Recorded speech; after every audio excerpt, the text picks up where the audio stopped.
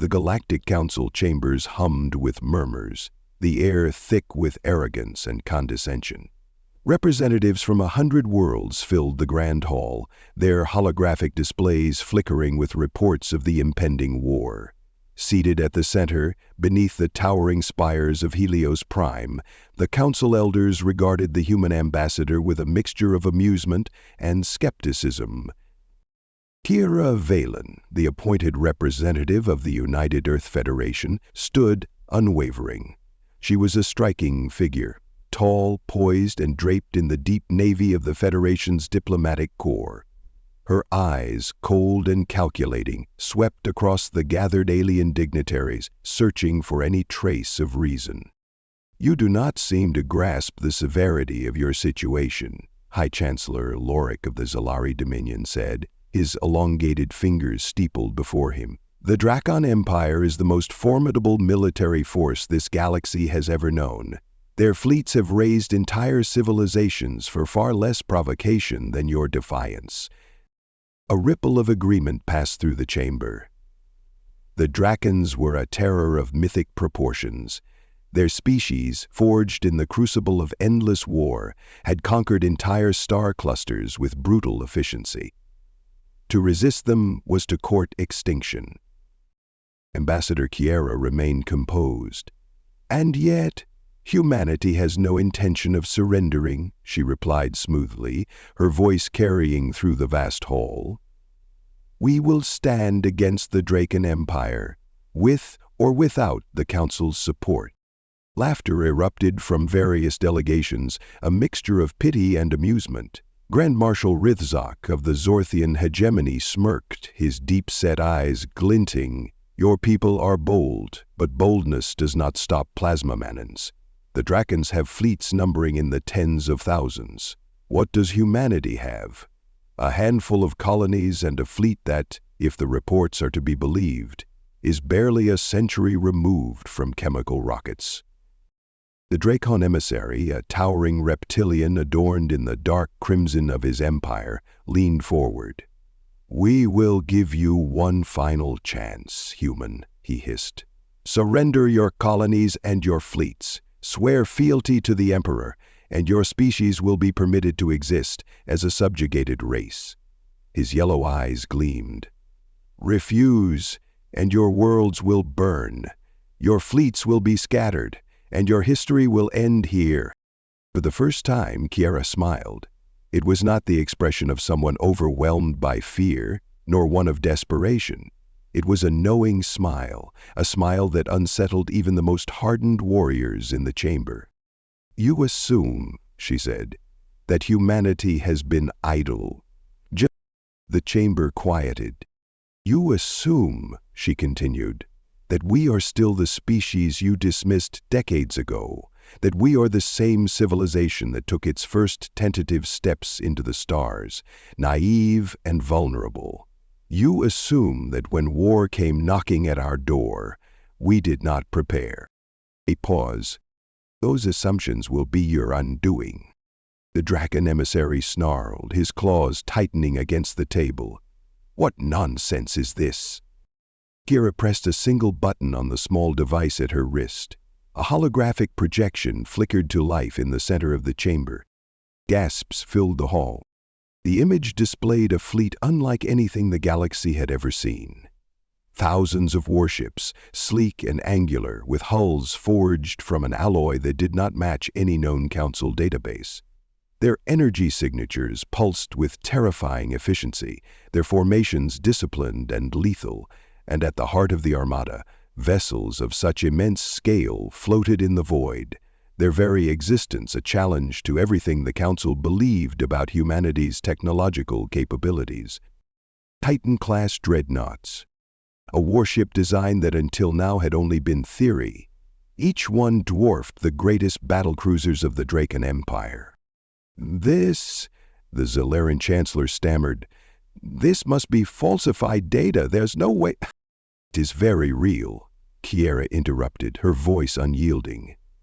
"We have spent the last 50 years building this fleet in secret, advancing beyond what any of you deemed possible. While the rest of the galaxy grew complacent, we innovated. While the great empires of the core rested on their laurels, we forged weapons that can tear your vaunted fleets apart. The Draken emissary slammed his fist against the table. Lies! A deception! No mere upstart race could accomplish this. You will see for yourself soon enough, Carrier said. The Draken Armada approaches the Sol system as we speak, prepared for a massacre. She leaned forward. But what they are walking into is a graveyard. The Sol system had been a battleground before. Humanity had fought amongst itself for centuries, had waged wars across its own planets before uniting under a single banner. The scars of those conflicts had forged a species that did not bend easily, a people who knew that peace was only won by those who had the strength to defend it. The Drakons came in force, as expected. Their fleet was an endless tide of warships, each bristling with weapons designed to annihilate planets.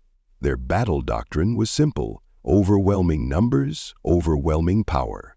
They had never faced an enemy that could stand against them for long. And yet, as they entered the Sol system, they found themselves confronted with something unexpected. The UEF fleet awaited them, not in scattered desperation, but in disciplined formations that spoke of careful strategy.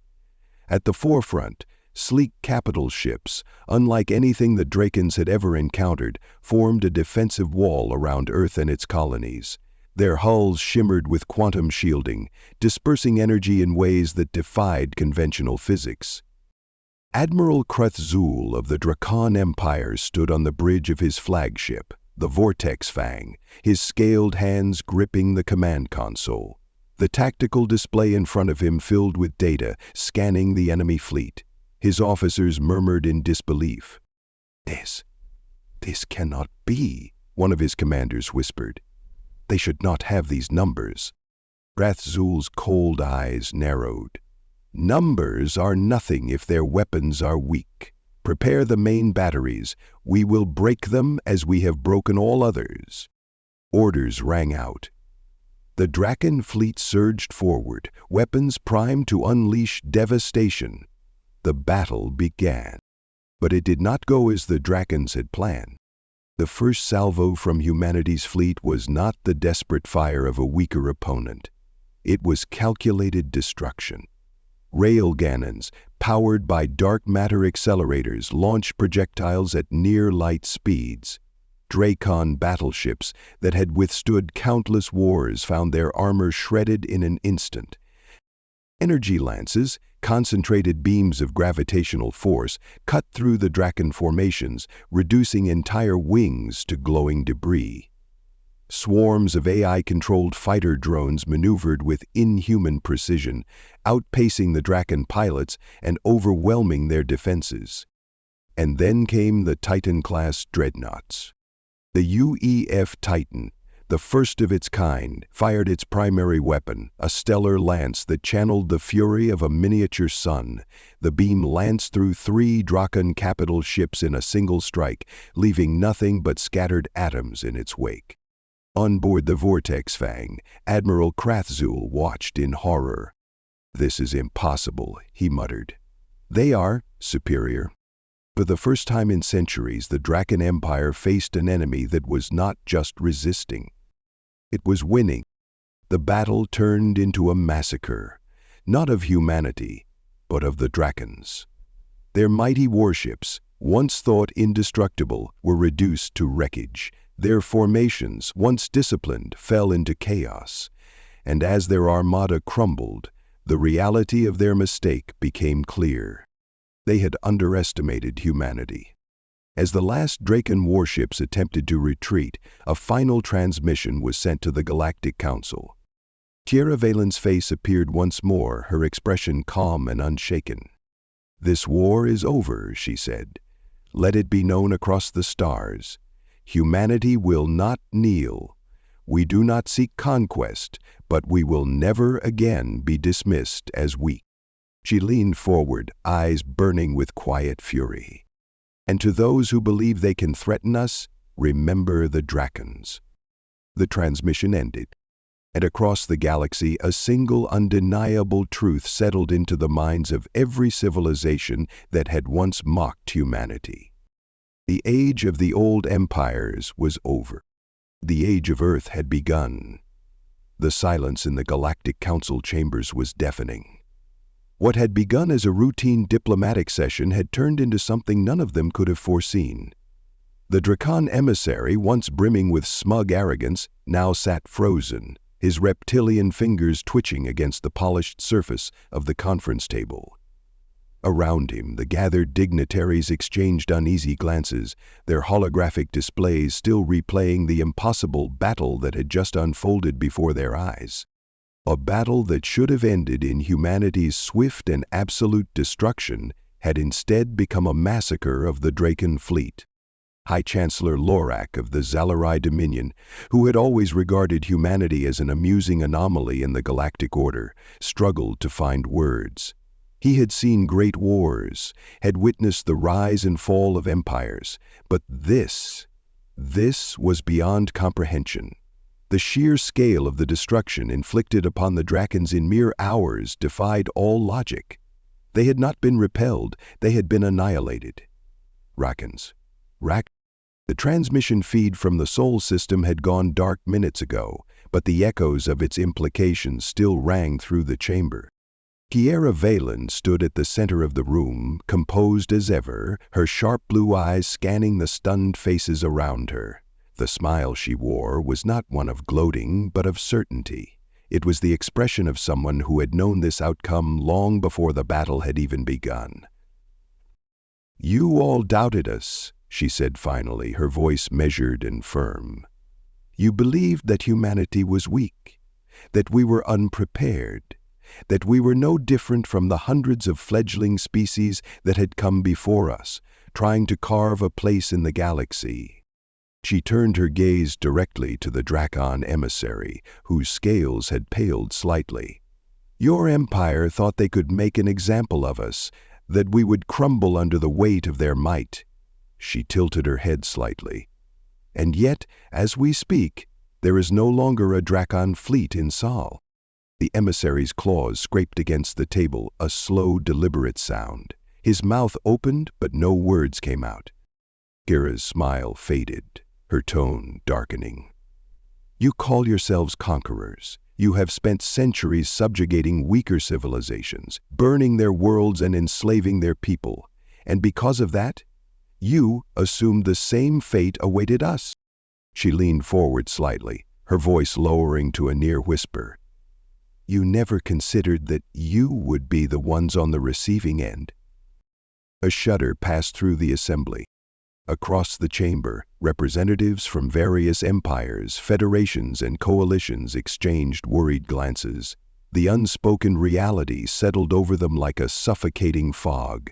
If the Dracans, the most fearsome military force in known space, could be decimated so effortlessly, then what did that mean for the rest of them? A sudden movement broke the silence as Grand Marshal Rithzak of the Zorthian hegemony leaned forward, his gnarled fingers tightening into fists. "This changes everything," he said, his voice low and wary. "Humanity has built a fleet that rivals, no, exceeds, anything in the core worlds." He exhaled slowly, the weight of his own words sinking in. "And we never saw it coming." A new tension filled the chamber, one that had nothing to do with the Dracans and everything to do with the fear that now gripped the Council's most powerful members. Humanity had not just survived. They had arrived, and the balance of power in the galaxy had shifted irrevocably. Kiera let the silence stretch, allowing the weight of their realization to fully take hold. She had no illusions about the path ahead. There would be panic, political maneuvering, and desperate attempts to understand what had just occurred. But she also knew one undeniable fact. The era where humanity was ignored, dismissed, or patronized was over. The Galactic Council had just witnessed the birth of a new superpower. and there was nothing they could do to stop it. Deep in the void beyond the Sol system, remnants of the Draken fleet limped through hyperspace, their hulls scarred and broken from the battle they had not expected to lose. Aboard the crippled flagship Vortex Fang, Admiral Krathzul stood in the dimly lit war room, his mind racing through the implications of what he had just experienced. The Drakon Empire had never suffered a defeat like this, never. He had seen countless wars, had commanded fleets that had razed entire civilizations, and yet he had never felt anything like this powerlessness. The enemy they had faced had not simply outmaneuvered them, it had overpowered them at every conceivable level. Their ships had been superior, their weapons more advanced, their strategy flawless. This was not a fluke. This was a reckoning. A rasping voice broke the silence. "Admiral, our long-range communications have been restored." Krathzul turned toward the trembling officer. "The Emperor must be informed," he said, his tone grim. "Send the transmission." The officer hesitated. "Sir, what do we tell him?" The Admiral's jaw tightened, his claws flexing against the cold steel of the war table. "The truth," he said at last. That single word carried the weight of an empire's impending downfall. On Earth, the celebrations had already begun. News of the victory had spread like wildfire, and for the first time in recorded history, humanity was united not in survival but in triumph. From the streets of New Tokyo to the floating cities of Europa, from the domed colonies on Mars to the deep space stations orbiting Saturn, the message was clear. They had faced the might of the galaxy's greatest war machine and had emerged stronger than ever. In the heart of Earth's military command, Admiral Alexander Kane stood on the bridge of the UEF Titan, his expression impassive as he surveyed the wreckage of the Drakon fleet. Fires still burned in the vacuum of space, the remains of what had once been an invincible armada, now reduced to drifting ruins. "Damage report," he asked, his voice steady. "Minimal losses on our side, Admiral," came the reply. "Draken casualties / catastrophic. It had been 2 months since a subspace operation had been ordered, and the second one had been catastrophic. It had been 2 months since..." Kane exhaled slowly, his hands clasped behind his back. "They'll be back," he said after a moment. "Not immediately, but they won't accept this defeat quietly." Beside him, Fleet Commander Mara Evers nodded. "They'll regroup, try to understand what happened here. But it won't matter." She turned to face him, a small smirk playing at her lips. "They thought they could crush us. They were wrong, and next time they'll know exactly what they're up against." Kane's gaze remained locked on the battlefield beyond, where the dying embers of the Draken fleet still flickered in the void. "They wanted a war," he said finally. "Now they have one." And as the UEF Titan turned, leading the victorious fleet back toward Earth, the rest of the galaxy watched in silence, knowing that everything had changed. For the first time in history, the Council was afraid. Not of war, not of conquest, but of humanity. The Drakon homeworld of Xiphus 9 loomed in the darkness of space, its surface a sprawling fortress of blackened steel and volcanic rock. From orbit, the planet resembled a war machine itself, armored, bristling with weapons, and steeped in the blood of countless conquered civilizations. It had stood unchallenged for centuries, the heart of an empire that had known only victory. Until now. Inside the Imperial War Council chamber, Emperor Xiphon the Conqueror sat upon his obsidian throne, his golden eyes burning with cold fury. The chamber was vast, its walls lined with the ancient weapons of fallen enemies, trophies of past conquests. Drakon generals stood in a semicircle before him, their scaled bodies rigid with tension. The air was thick with unease, the weight of failure pressing down upon them like a crushing gravity. A hollow screen flickered to life in the center of the chamber. The face of Admiral Krathzul appeared, his features shadowed by exhaustion and disgrace. He was transmitting from the wreckage of the Vortex Fang, his flagship barely intact after the catastrophic battle at Seoul. The Emperor's claws tightened against the arms of his throne. "Explain." Krathzul lowered his head slightly.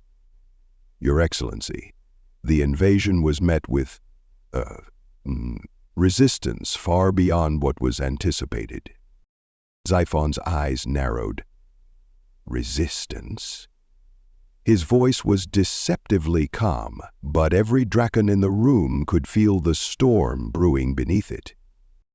"The humans have advanced beyond anything our intelligence predicted," Krathzul continued. "They possess ships that exceed our own in both firepower and defensive capability. Their technology is beyond conventional understanding. We were overwhelmed." One of the generals scoffed, stepping forward. "Preposterous! The humans are primitive. They only recently mastered interstellar travel. How could they? They destroyed our entire fleet in less than a day." Krathzul's voice was hollow, the weight of his words pressing the room into silence. "We lost everything." A low, guttural growl rumbled from the Emperor's throat. He leaned forward, his golden eyes glinting in the dim light. "You mean to tell me that the greatest armada in the history of this empire was annihilated by the humans?" Krathzul did not flinch. "Yes, Your Excellency."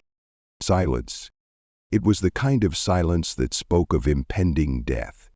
The assembled generals shifted uncomfortably, their minds racing to comprehend the implications. The Drakens had never faced an enemy that could challenge them. Their entire empire had been built on the certainty of their own superiority. Now that certainty had been shattered, Xiphon exhaled slowly, his rage simmering beneath the surface. "Tell me of their fleet." Krathzul straightened. "Their ships are unlike anything we have encountered. They are faster, more durable, and their weapons are devastating. They have constructed warships of unprecedented scale, Titan-class dreadnoughts, each capable of obliterating multiple of our capital ships with a single shot. Their shielding technology is beyond our comprehension. Our weapons were ineffective against them." The words tasted like poison in his mouth, but he forced them out. There was no point in softening the truth. "In their command?" Xiphon asked. Krathzul hesitated. "Disciplined, unforgiving. Their strategies were flawless. They were prepared for us in ways that suggest they have been planning for this war for decades. We did not face a desperate species fighting for survival." He took a slow breath. "We faced a species ready to conquer." The last word sent a visible ripple through the room. The Drakens had always been the conquerors. The idea that humanity was not simply resisting, but positioning themselves as a dominant power was unthinkable. Until now. Xiphon slowly rose from his throne, his towering frame casting a long shadow over the War Council. He was not a ruler who displayed emotion easily, but the fire in his eyes spoke volumes.